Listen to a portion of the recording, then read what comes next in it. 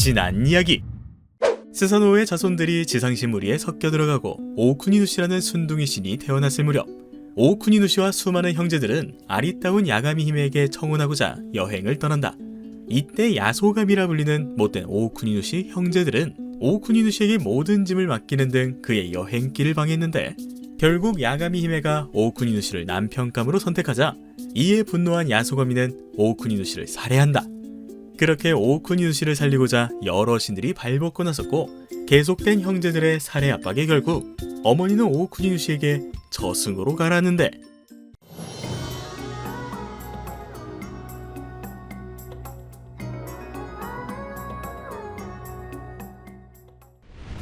젊은 시절 어머니가 보고 싶다 울었던 스사노오의 종착지는 어머니 이자나미의 세상과 닿은 곳이었어요. 그런데 오쿠니누시는 한번 저승을 경험했기 때문이었을까? 과거 이자나기와 이자나미의 갈등으로 막혔던 이승과 저승을 오갈 수 있었죠. 그렇게 오쿠니누시가 저승에 들어선 순간 너무나 아름다운 스사노오의 딸 스세리 비메를 만납니다. 그리고 이들은 눈이 맞아요. 여기서 잠깐! 그럼 야가미 히메는 어떡하고? 라는 생각이 들 텐데, 이건 좀 이따 얘기할게요. 멋진 외모에 삶에 대한 의지가 보이는 남신, 칙칙한 공간 속 홀로 고귀한 모습으로 생기를 내뿜는 여신. 둘은 곧장 결혼을 했고, 그렇게 얼마나 지났을까? 이들은 스사노오를 만나야 한다는 것을 뒤늦게 떠올리고는 마치 방금 만난 것 마냥 말을 맞춘 채 스사노오 앞에 섰죠. 그런데 스사노오가 누구인가?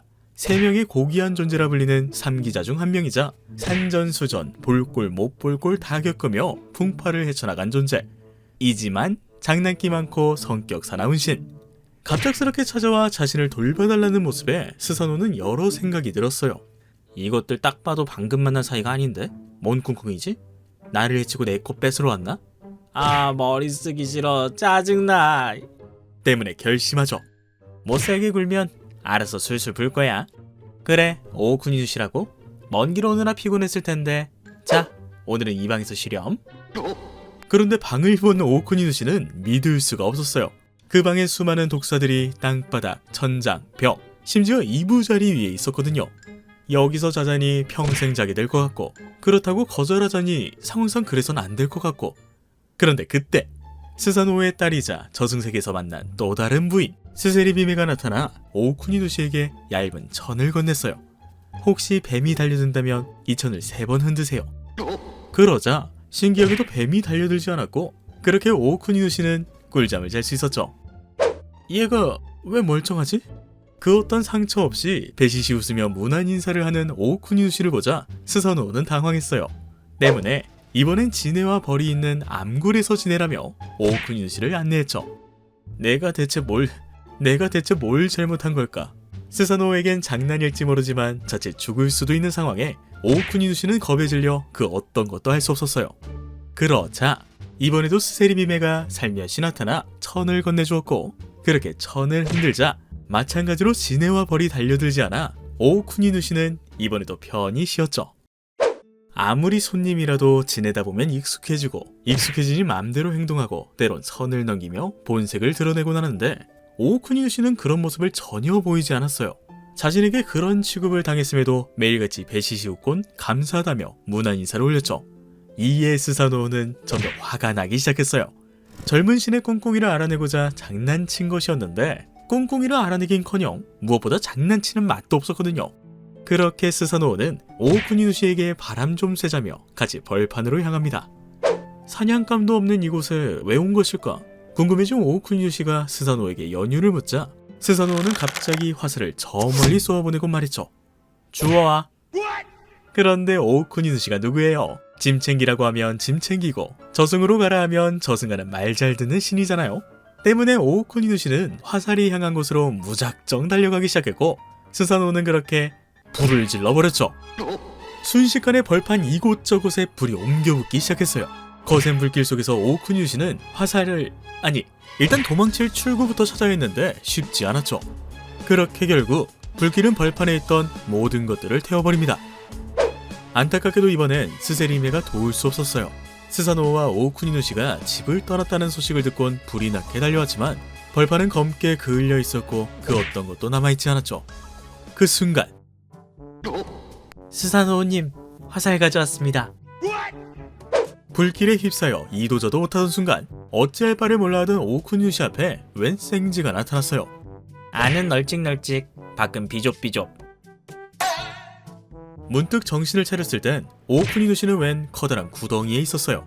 그곳은 밖에서 보는 것보다 훨씬 넓은 공간이었고 바로 위에선 벌판이 불타는 소리가 들렸죠.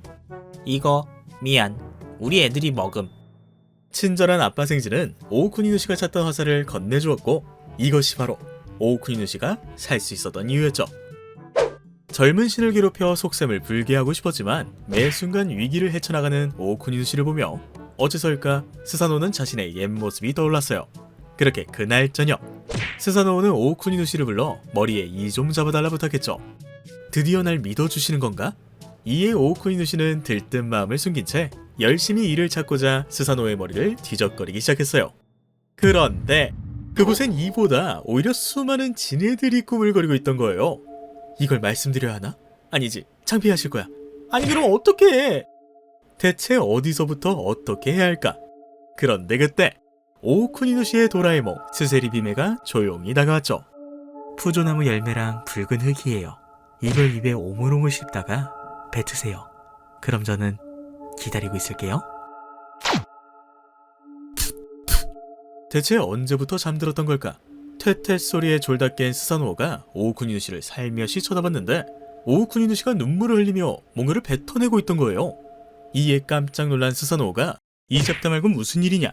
라고 묻자 무섭고 위험했지만 그것도 스사노오님께서 나름대로 친근함을 표하려 하신 거잖아요. 이를 알기에 열심히 머리에 이를 잡으려 하는데 그가 얼마나 힘든 삶을 보내신지 느껴져서 그만. 사실 스사노오는 자신의 머릿속에 지네가 가득하다는 걸 알고 있었어요.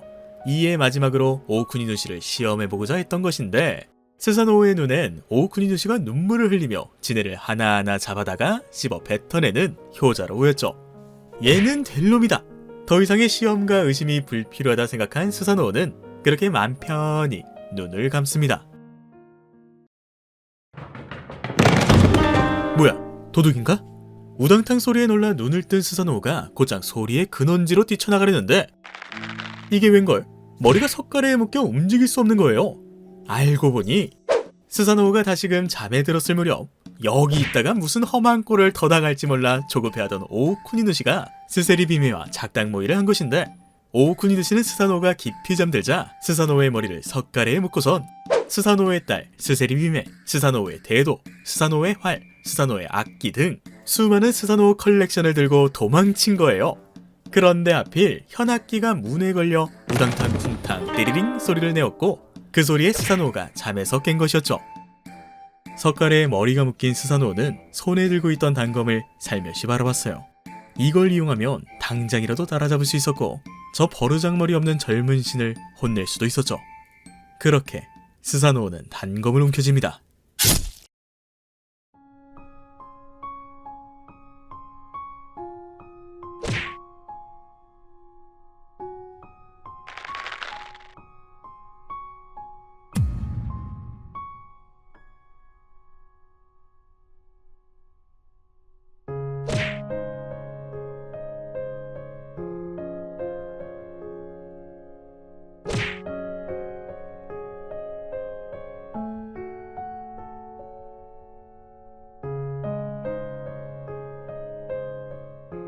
그때 스사노오는 무슨 생각이 들었던 걸까? 스사노오는 오히려 도망치는 오쿠니누시를 응원해 주었고 오쿠니누시는 그런 스사노오를 향해 감사하다며 울부짖었죠. 그렇게 오쿠니누시는 스사노오가 조언한 대로 자신을 죽이려 했던 형제들을 차례차례 결국 모조리 해치우는 것에 성공했고 자신만의 나라를 만들어 스세리 비메랑 행복한 삶을 살게 됩니다. 아참! 생각해보니 오쿠니누시에게 또 다른 부인이 있었죠. 이나바에서 만난 야가미 히메. 오쿠니누시는 약속대로 이 두 신과 결혼을 해요. 그런데 문제는 이들 모두 오쿠니누시를 너무 사랑했고 그중 스세리 히메는 생각보다 더 무시무시한 존재였다는 것이죠.